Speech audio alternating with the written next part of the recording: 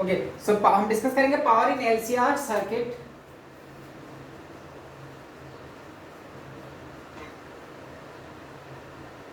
तो जो हमारा डीसी सर्किट होता है, डीसी सर्किट का सिंपल पावर का एक्सप्रेशन होता है power is equal to current into voltage. अगर एक कांस्टेंट वैल्यू ऑफ करंट और कांस्टेंट वैल्यू ऑफ वोल्टेज है then power is simply current into voltage. वो डीसी में करते हैं बिकॉज़ डीसी में करंट की वैल्यू फ्लक्चुएट नहीं करती, वोल्टेज भी फ्लक्चुएट नहीं करता। लेकिन एसी में तो कहानी बदल जाती है, वोल्टेज और करंट दोनों ही वेरिएबल होते हैं। और एलसीआर सर्किट है तो कोई भी लीड या लैग कर सकता है। तो इन एन एलसीआर सर्किट अब यहाँ पे हम कैसे हैंडल करेंगे, मान लो ये हमारा एलसीआर सर्किट है, inductor, capacitor and resistor LCR, it is connected with a voltage supply. अब यहाँ पे देखो कौन लीड करेगा कौन लैग करेगा, किसमें वोल्टेज लीड करेगा लैग करेगा ऐसा कुछ कंफर्म नहीं है, वो डिपेंड करता है इन दोनों के, बिकॉज ये दोनों दुश्मन है तो इन दोनों के फेज डिफरेंस पे, इन दोनों के वोल्टेज पे डिपेंड करता है। अगर इंडक्टर का वोल्टेज ज्यादा होगा तो कैपेसिटर को कैंसिल करके रेजिस्टेंस साथ ऐड करके ओवरऑल वोल्टेज लीड करेगा। कैपेसिटर का वोल्टेज ज्यादा होगा तो वो इंडक्टर को कैंसिल करके रेजिस्टेंस ऐड होगा तो वोल्टेज लैग करता है, मतलब कुछ भी हो सकता है।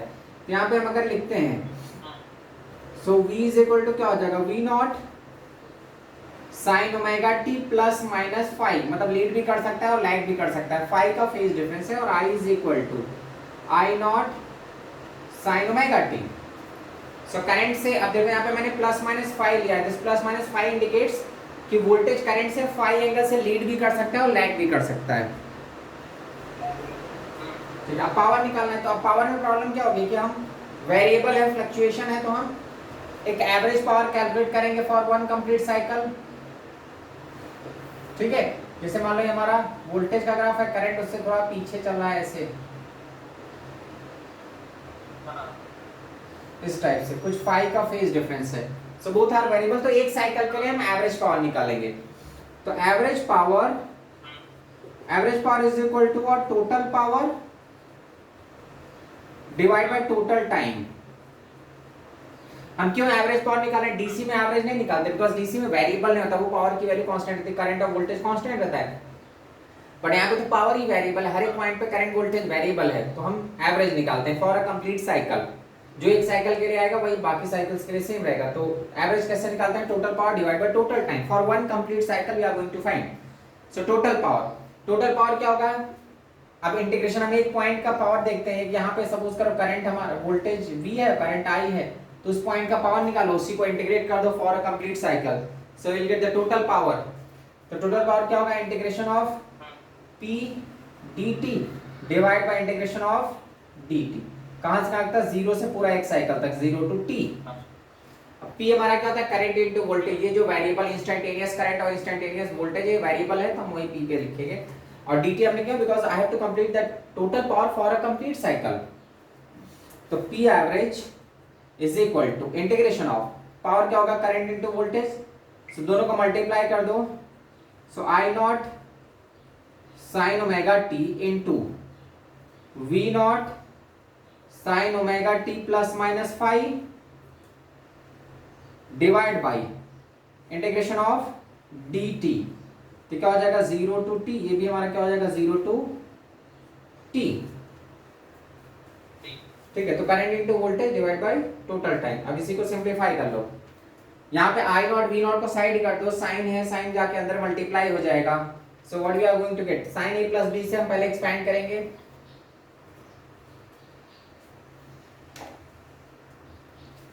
क्लियर। सो टोटल पावर, इसको मैं यहाँ पे मिटा दे रहा हूँ, ठीक है, ये जो हमारा कंप्लीट साइकिल था यहाँ पे बना दे रहा हूँ। हमारा वोल्टेज है, करंट ऐसे, ठीक है, फाइव का फेज डिफरेंस था वोल्टेज और करंट। अब चलो इसी को इंटीग्रेट कर, तो power is equal to I not V naught को मैंने साइड कर दिया, करंट और वोल्टेज साइड कर दिया, integration of sine omega T into sine A plus B. तो साइन ए प्लस बी का होता है sine A cos B plus cos A sine B, तो आ जाएगा sine omega T cos five plus minus cos omega T sine five. Sine A plus B के फॉर्मूले से हमने एक्सपेंड किया, डिवाइड बाय टोटल टाइम, तो उसको मैं टी कर दे रहा हूं बिकॉज़ डिनोमिनेटर में क्या है, टोटल टाइम ही है, तो उसको मैं बार बार इंटीग्रेशन नहीं लिख रहा, डायरेक्ट मैंने टी लिख दिया into dt। This what the total power is, clear. अब इसी को सिंप्लीफाई कर लो तो p इज इक्वल टू, अब ये साइन ओमेगा टी एक बार इससे मल्टीप्लाई होगा तो क्या हमको मिलेगा साइन स्क्वायर ओमेगा टी पहला टर्म में, और cos फाई तो कांस्टेंट, तो cos फाई को मैं बाहर कर दे रहा हूं, cos phi integration of sine square omega T limit 0 to t plus फिर से यही term I not V not by t. अब देखो सेकंड टर्म में क्या होगा, साइन फाई कांस्टेंट है, साइन फाई बाहर निकलेगा और ये हमारा sine omega T into cos omega t, तो साइन फाई बाहर निकाल दो, integration of sine omega T cos omega T limit 0 to t। ठीक है, अब यहां पे हम इसको इंटीग्रेट करने के लिए साइन स्क्वायर थीटा की जगह हम इंटीग्रेशन में क्या यूज करते हैं 1 माइनस कॉस 2 थीटा, तो ये हमारा आ जाता है p is equal to I not V not by T cos phi, ये हो जाएगा integration of 1 minus cos 2 omega t divide by 2 का integration 0 to t। 1 minus sine square theta की जगह हम लिख सकते हैं 1 माइनस कॉस 2 थीटा बाई 2। ठीक है, तो इसको इंटीग्रेट करेंगे प्लस सेकेंड टर्म, अब यहाँ पे क्या साइन थीटा कॉस थीटा है, तो अगर मैं 2 से मल्टीप्लाई 2 से डिवाइड कर देता हूं तो मुझे साइन 2 थीटा का फॉर्मेट मिल जाएगा, because sine 2 theta is what 2 sine theta into cos theta. तो इसको ऐसा लिख सकते हैं I not V not by 2t, 2 से डिवाइड कर रहा हूं sine phi integration of sine 2 theta, ये साइन फाई है और ये sine 2 omega T limit is what 0 to t।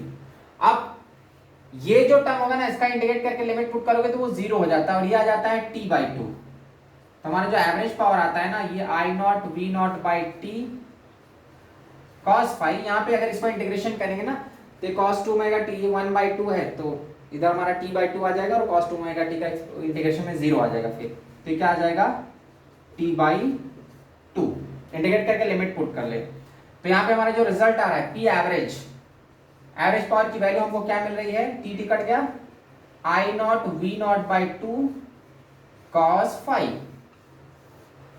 This is what the average power for a complete cycle in LCR circuit. यहां पे जो cos फाई है, phi is the phase difference between voltage and current, voltage और current के बीच में जो phase difference है दैट इज फाई, और cos phi is the power factor. यहां पे देखो phi is phase difference, phase difference between voltage and current, phi is the phase difference between voltage and current, and cos phi is power factor, cos phi हमारा power factor है।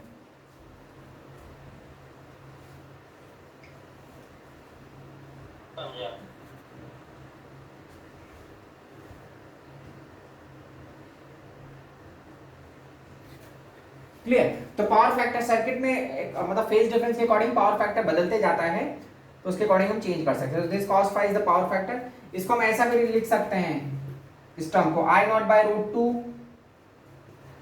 Into V not by root 2 cos phi, so thus I naught by root 2 is what IRMS, root means square value of the current and root means square value of the voltage, so what we can write IRMS into VRMS cos phi,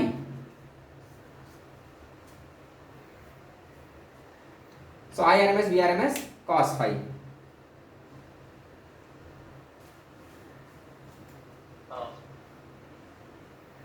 ठीक है, अब चलो देखो इस पे हम अलग अलग सर्किट में क्वेश्चंस कैसे सॉल्व करेंगे।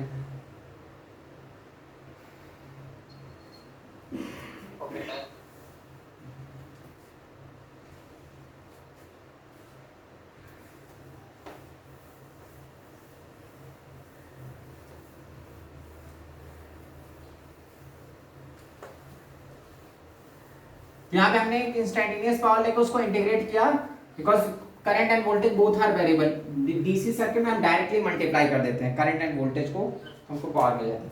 अब अगर चलो रजिस्टर में देखते हैं इंडक्टर एंड कैपेसिटर, तो रजिस्टर के केस में फेज डिफरेंस क्या होता है 0, इंडक्टर के केस में phase difference between voltage and current is pi by 2, in capacitor also phase difference is what pi by 2। तो यहाँ पे पावर निकालोगे रजिस्टर पे, तो P इज इक्वल टू क्या हो जाएगा I not V not by 2 cos phi, cos phi is what 1, because cos 0 is 1, तो पावर हमारा कितना आ गया, average power is equal to I not V not by 2, I not V not by 2 across the inductor. Inductor में हमारा power क्या हो जाएगा, I not V not by 2 cos pi by 2 that is 0। तो इंडक्टर में हमारा average power 0 रहता है। कैपेसिटर इंस्टेंटेनियस पावर आएगा बट एवरेज पावर 0 आता है, कैपेसिटर में भी 0 ही आता है, I not V not by 2 into 0, तो यहाँ पे भी एवरेज पावर क्या आ रहा है, 0। तो एवरेज पावर हमको सबसे ज्यादा किसमें मिलता है, रजिस्टर में ही मैक्सिमम पावर एवरेज मिलता है। इंडक्टर प्योर इंडक्टर है, अकेला इंडक्टर है तो उसमें एवरेज पावर 0 रहता है, अकेले कैपेसिटर में भी एवरेज पावर 0 रहेगा।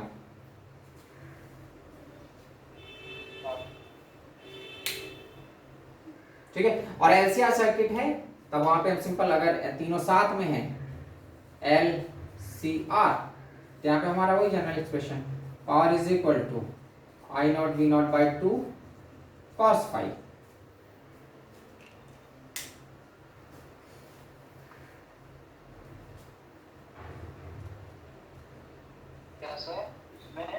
अगर एलसीआर सर्किट है तो हमारा standard equation I not V not by 2 cos five.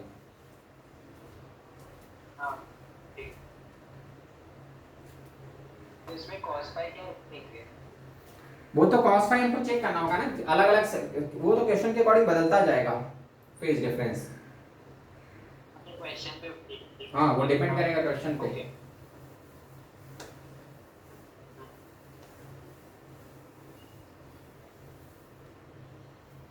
चलो अब जैसे मान लो यहाँ पे मैं पहला क्वेश्चन लेता हूँ, मेरे पास एक रजिस्टर है और एक इंडक्टर है, there is a AC source, resistance की वैल्यू है 2 ओम और ये हमारा 4 ओम है, resistance is 2 ohm and that inductance is 4 ohm, sorry inductor का जो रेजिस्टेंस है रिएक्टेंस 4 ओम। यहाँ पे हमारा वोल्टेज दिया V is equal to 10 sine 10 pi t ऐसा दिया हुआ है। अब इसके लिए हमको पावर निकालना है, इस सर्किट में पावर कितना है। तो अब देखो रेजिस्टेंस है और इंडक्टर साथ में है, ठीक है, तो अब पहले वोल्टेज तो हमको मालूम है, find the net current, net current निकाल लेंगे, उसके बाद उस करंट का फेज कितना है फिर हम निकाल पाएंगे पावर। तो वोल्टेज है तो पहले करंट निकालो, करंट के लिए हमको Z चाहिए, ठीक है, तो Z निकालेंगे तो Z क्या होगा, root of R square plus XL square, because XC तो है ही नहीं, कैपेसिटर तो है ही नहीं, तो क्या होगा root of 4 plus 16 that is root of 20, ये हमारा Z है। अब I की वैल्यू और फेज भी निकाल लो, चलो Z है तो आ जाएगा करंट, और फेज निकाल लेते हैं, tan phi is equal to what, XL minus XC divide by R, तो tan phi आ गया हमारा, tan phi कितना आ गया, XL कितना है 4 माइनस 2 डिवाइड बाई, अरे यार 4 minus 0 divide by 2 that is 2, ठीक है, तो tan phi 2 आ गया। अब हम पावर फैक्टर भी यही निकाल लेता हूं मैं, बिकॉज cos phi की जरूरत पड़ेगी। तो cos phi, देखो cos phi कैसे निकालेंगे हम, ये हमारा सिचुएशन कैसा था, ये R था, इधर हमारा क्या था XL माइनस XC, तो ये हमारा ओवरऑल अगर वोल्टेज लीड कर रहा है दिस इज व्हाट V, तो phi से, तो cos phi क्या होगा, एडजेसेंट अपॉन हाइपोटेनस, तो cos phi is what R upon Z, because इस पे नेट वोल्टेज आएगा ना, नेट रेजिस्टेंस,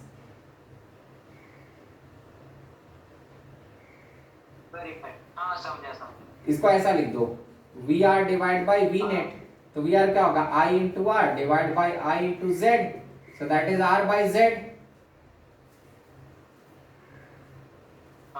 क्लियर। तो cos phi is equal to R, R हमारा कितना है 2 और z कितना है रूट ऑफ 20, बस हो गया। आप पावर निकाल सकते हैं, तो पावर हमारा क्या हो जाएगा, I naught average power is equal to I not V not by 2 cos phi। अब आई नॉट करंट की मैक्सिमम वैल्यू, तो आई नॉट हमने निकाला नहीं, आई नॉट निकाल सकते हैं, that is what V not by Z into V not divide by 2 cos phi,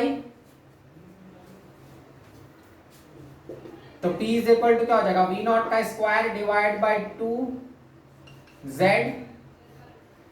cos phi. V not कितना है 10, 10 का स्क्वायर is 100 divide by 2 root of 20, cos phi निकाला हमने 2 बाई रूट ऑफ 20। ठीक है, 2 कट जाएगा तो 100 अपॉन 20 दैट इज 5 वॉट।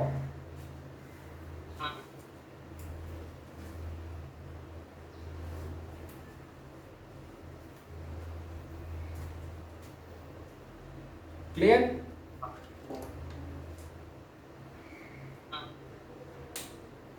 रब करूं?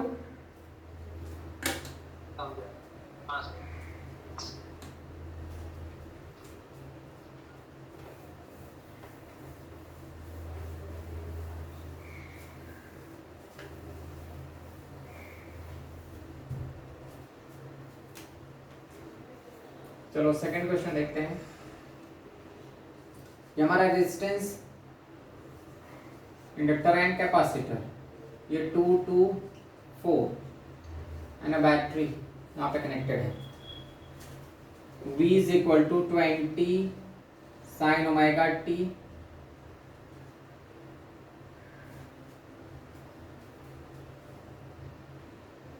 प्लस पाई बाई 3 ऐसा दिया हुआ है।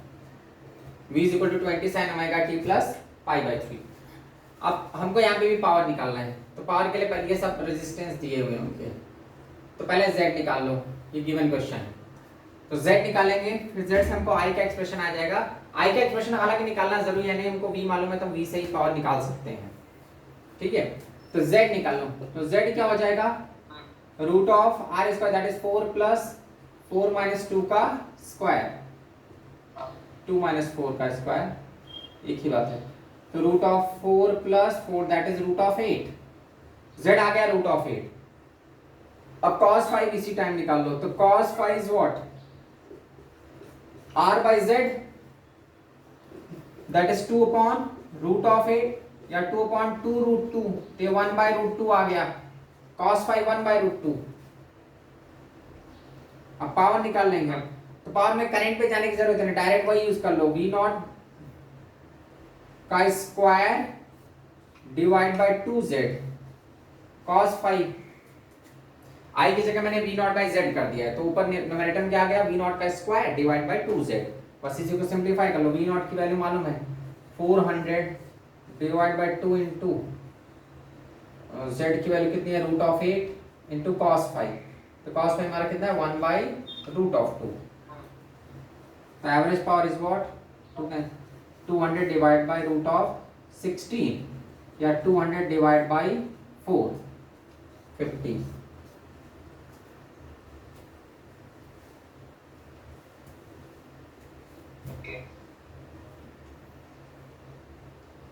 क्लियर? हम करंट पे नहीं गए, करंट पे भी जा सकते थे, बट यहाँ पे डायरेक्ट वोल्टेज मालूम है तो वोल्टेज से निकल जाएगा अपना। अब पावर फैक्टर यहाँ पे कितना है, cos 5 that is 1 by root 2।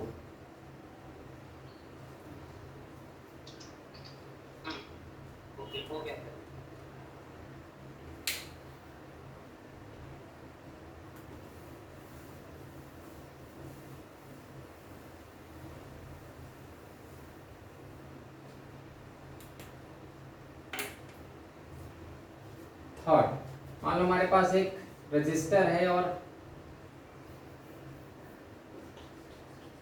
Register यहाँ पे इंडक्टर और कैपेसिटर है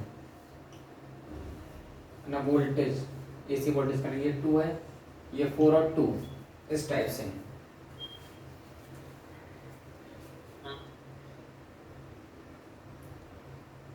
अब जो हमारा V होगा,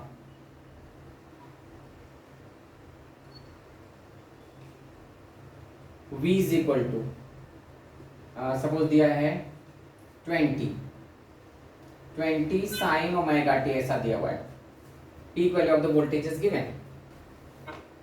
अब हमको क्या करना होगा, यहाँ पे इसमें यहाँ इंडक्टर कैपेसिटर साथ में यहाँ पे रेजिस्टर है, तो इसके लिए अलग से पावर निकलेगा, इसके लिए अलग से निकालो, फिर द टोटल पावर क्या हो जाएगा, दोनों को ऐड कर दो। बिकॉज ये तो सिंपल यहाँ पे एक अलग पावर, इसमें सपोज करो पावर आ रहा है हमारा T1 और इसमें हमारा जो power that is T2।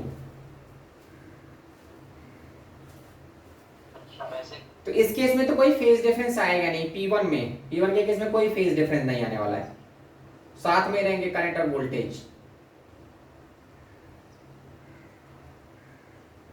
Clear? तो यहाँ पे first P1 is equal to what? I not V not by 2. वही V0 का square by 2 Z cos phi. ठीक है, मैंने I0 को हटा दिया, I0 की जगह लिख दिया V0 बाय Z, तो V0 square divide by 2Z cos phi. V0 हमको मालूम है ये सेम 20 रहेगा, लेकिन cos फाई इसमें फेज डिफरेंस होता नहीं रेजिस्टेंस में।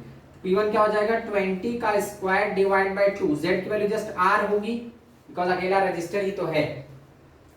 ठीक है, तो 20 का square divide by 2R cos phi is 1 because phase difference resistor के केस में कोई फेज डिफरेंस नहीं रहता वोल्टेज और करंट में, दोनों सेम फेज में है तो इट इज जस्ट 1। तो P1 is equal to 400 divide by 2 into 2 that is 100। Clear? अब P2 के केस में जो सेकंड है वहां पे देखो फेज डिफरेंस पहले, because cos phi power factor निकालना जरूरी है।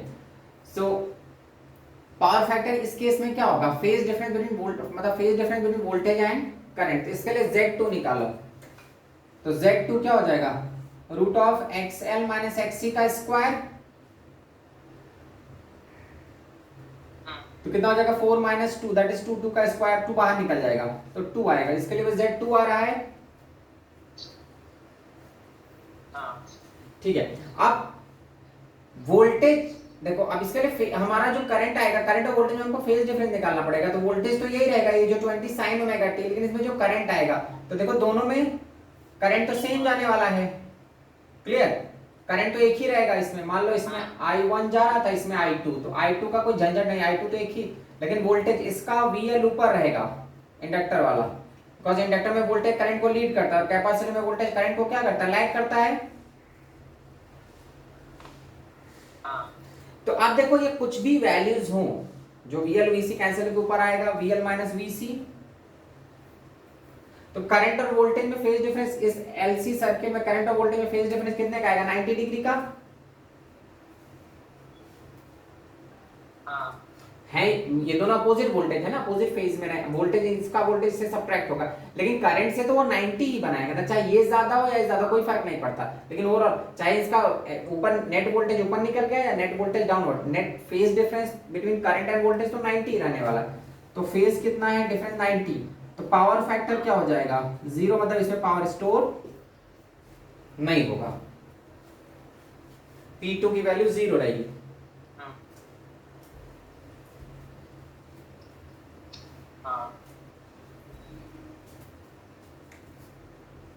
नोट करो इसको।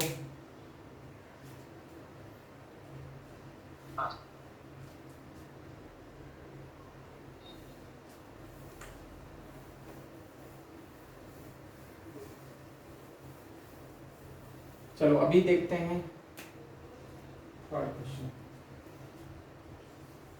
इंडक्टर और रजिस्टर है यहाँ पे, इधर हमारा रजिस्टर और कैपेसिटर, ये दोनों 4 ओम के हैं और ये 2 एंड बैटरी इज कनेक्टेड है। तो V is equal to battery नहीं मतलब AC source 20 sin omega t।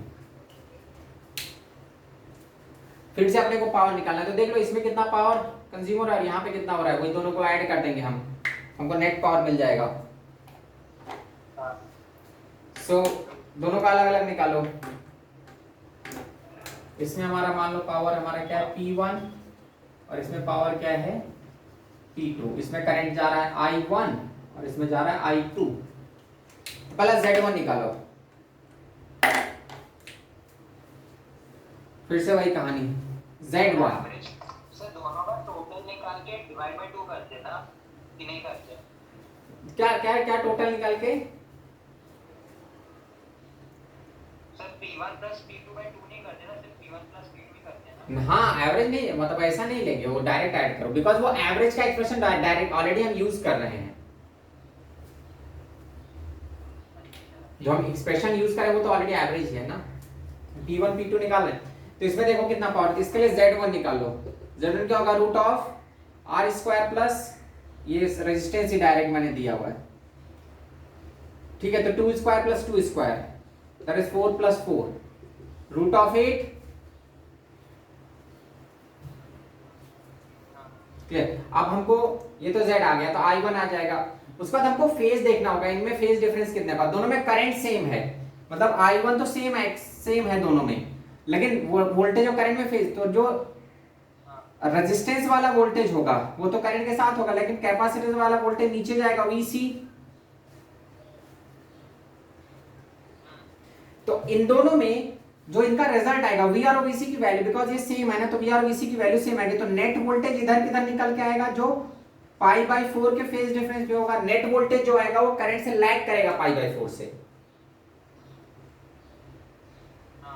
अब वोल्टेज आपको पहले से मालूम, मतलब इस लाइन पे करंट लीड करेगा पाई बाई 4 से, तो इस वोल्टेज में और करंट में फेज डिफरेंस कितना होगा, अगर मैं इसके लिए करंट निकालता हूं I1, तो I1 की वैल्यू कितनी हो जाएगी, 20 by root of 8 sine omega T plus pi by 4, because इस लाइन पे जो करंट जा रहा है वो पाई बाई 4 देख रहे हो ना, इसके लिए करंट वोल्टेज से लीड कर रहा है पाई बाई 4 से, या एक ही बात है, वोल्टेज लैग कर रहा है, इसका मतलब करंट लीड कर रहा है, वोल्टेज हमको पहले से मालूम है, वोल्टेज तो ये यहाँ पे होगा, पैरेलल में है, तो वोल्टेज सेम है, लेकिन करंट लीड कर रहा है किससे, पाई बाई 4 से।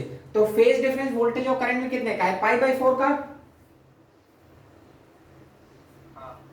तो मतलब फाई की वैल्यू जो फेज डिफरेंस है, तो cos phi power factor cos pi by 4 is equal to what 1 by root 2, इसी की मुझे जरूरत थी फेज डिफरेंस की, तो cos पाई बाई 4 कितना आ गया, 1 बाई रूट 2। अब हो गया, पावर निकल जाएगा, तो पावर क्या होगा, P1 V not square divide by 2Z cos phi, तो V नॉट का स्क्वायर 20 का square that is 400 divide by 2 root of 8 cos phi कितना हो रहा है, 1 अपॉन रूट ऑफ 2। फिर इसको सिंप्लीफाई कर लो,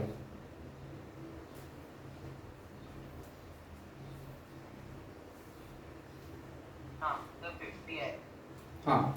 अब ऐसा इसके लिए देखो, I2 के लिए, अब इसमें Z2 निकालो, तो Z2 क्या होगा, root of 16 plus 16 that is root of 32,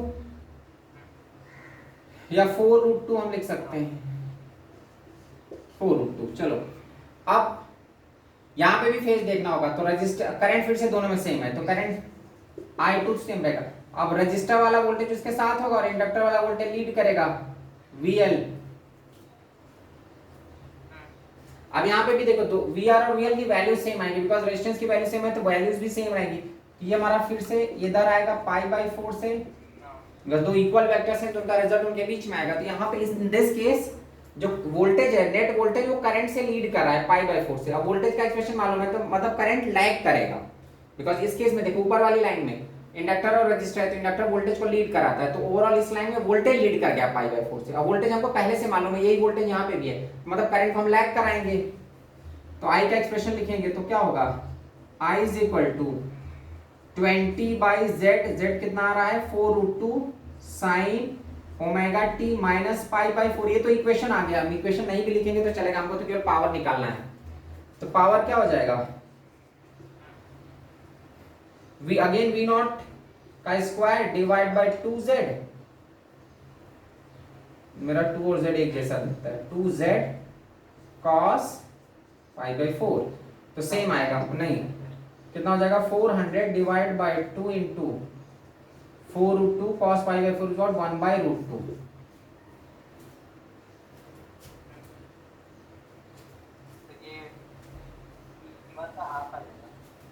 हाँ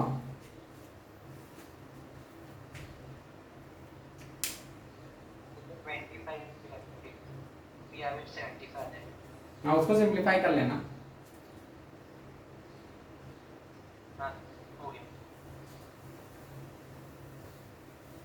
सो अपने को मेन हमको फाइंड करना होता है, कोई भी एक वैल्यू मालूम होनी चाहिए, करंट या वोल्टेज कुछ भी एक मालूम हो, और फेज डिफरेंस।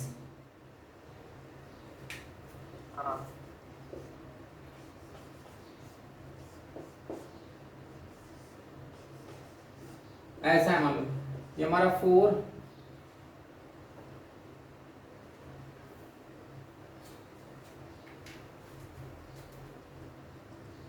ठीक है, 4 है, ये भी 4, और इधर मैं करंट दे दे रहा हूं, I is equal to 10 sine omega t.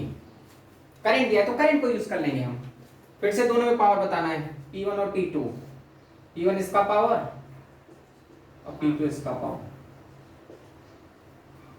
तो P1 के लिए पहले Z1 तो R ही आ जाएगा, तो इसमें कोई टेंशन नहीं है। अब यहाँ पे क्या, रेजिस्टर के अंदर वोल्टेज और करंट सेम फेज में होते हैं, तो P1 क्या होगा, I not V not by 2 cos 0, because resistance में अब I नॉट मालूम है, V नॉट नहीं मालूम है, तो V नॉट हटा दो, I नॉट बाई Z कर दो, तो I नॉट का square by 2Z cos 0 is 1। Z इसके अकेला ही है तो R ही Z है, तो P1 is equal to I naught का square that is 100 divide by 2 into 4, 100 upon 40, तो P1 is about 5 by 2।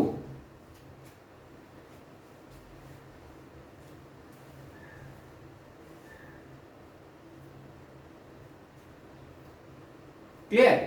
P2 निकालने के लिए Z2 पे जाओ। अब Z2 देखते हैं। हाँ Z2 क्या होगा, root of 4 square 16 plus 16 by 4 root 2। अब यहाँ पे हमको फेज डिफरेंस चेक करना होगा, देख लेते हैं। करंट दोनों में सेम है तो I2 तो सेम रहेगा, रजिस्टर वाला वोल्टेज उसके साथ रहेगा और कैपेसिटर वाला वोल्टेज नीचे जाएगा, VC, तो इनका नेट वोल्टेज इधर आएगा। मतलब जो वोल्टेज है वो करंट से लैग कर रहा है पाई बाई 4 से। देखो इन दोनों की वैल्यू सेम है ना, VR और VC की वैल्यू सेम रहेगी, तो जो फेज डिफरेंस आएगा वो पाई बाई 4 का, बिकॉज दो इक्वल वेक्टर का रिजल्ट एग्जैक्टली मिड में आता है। तो यहाँ पे पाई बाई 4 से, तो जो वोल्टेज का एक्सप्रेशन होगा, हाँ वैसे भी अपने को बस फेज चाहिए था, फेज कितने का आ गया, पाई बाई 4 का। तो फाई की वैल्यू कितनी आ रही है, पाई बाई 4, तो कॉस पावर फैक्टर कितना हो गया, 1 बाई रूट 2। अब निकाल लो पावर, तो वही same I not square divide by 2Z, cos phi is what, 1 by root 2। सारी वैल्यू सब्स्टिट्यूट कर दो,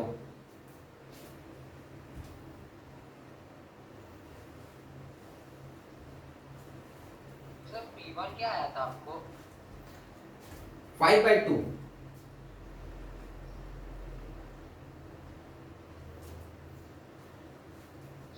सर आपका कैमरा थोड़ा लेफ्ट में कीजिएगा प्लीज। इसको सिंपलीफाई करना, I not square by 2Z into 1, तो I नॉट कितना है, करंट क्या, P वैल्यू कितना, 10 का square 100 divide by 2 into Z कितना था 4, 40, तो 100 by 40।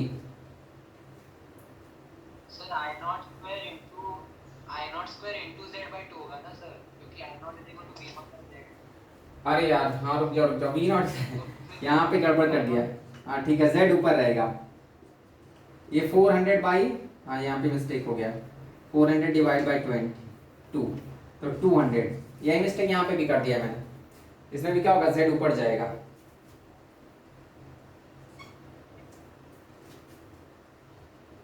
Because V not is equal to I not Z, हाँ Z न्यूमरेटर में रहेगा।